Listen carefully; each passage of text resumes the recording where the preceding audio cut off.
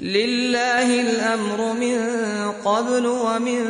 بعد ويومئذ يفرح المؤمنون بنصر الله ينصر من يشاء وهو العزيز الرحيم وعد الله لا يخلف الله وعده ولكن أكثر الناس لا يعلمون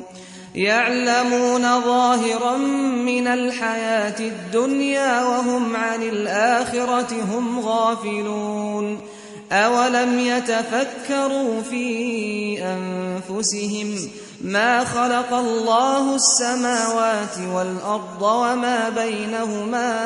إلا بالحق وأجل مسمى وإن كثيرا من الناس بلقاء ربهم لكافرون